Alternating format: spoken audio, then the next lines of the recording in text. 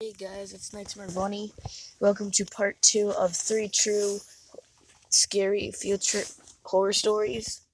So this is part 2. Let's do this. When I was in the 4th grade, my class took a field trip to a rural zoo-type place about an hour away from our school.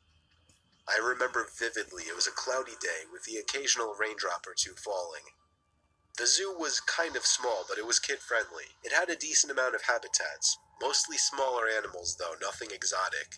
There was also a big building as part of the zoo where taxidermied animals were put on display, along with other interesting attractions that I don't really remember.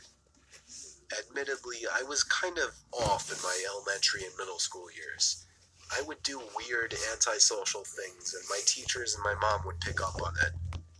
For whatever reason, when we were touring the building as a group, I decided to walk into one of the bathrooms without telling any of the teachers. Why would you do that? I did my business, washed my hands, and entered back out into the hallway.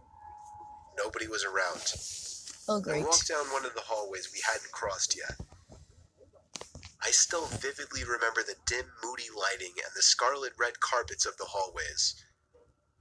My 8-year-old imagination was going wild as I witnessed all the stiff, lifeless animals that were once alive behind the glass boxes. How old he was. I stopped in my the first tracks story. when I saw some man, obviously hiding behind a stack of chairs. Oh, great.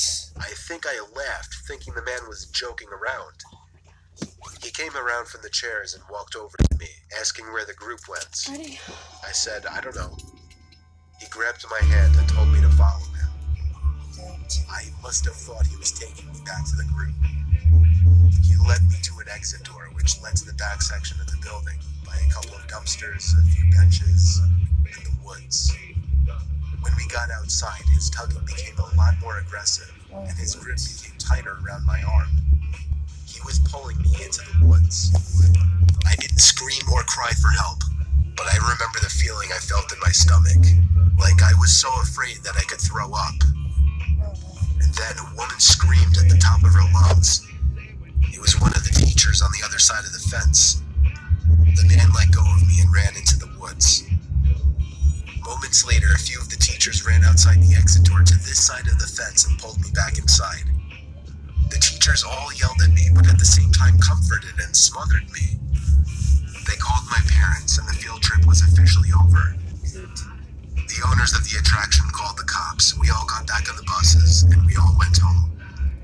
As my bus was leaving the parking lot, however, my observant 8-year-old self spotted the man crouching down in the woods near the road, hiding behind a branch, watching the buses pass.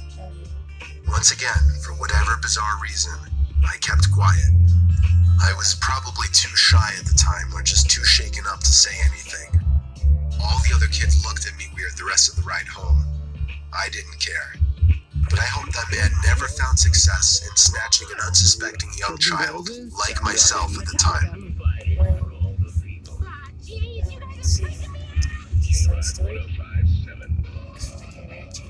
Alright, so that was it for today's video.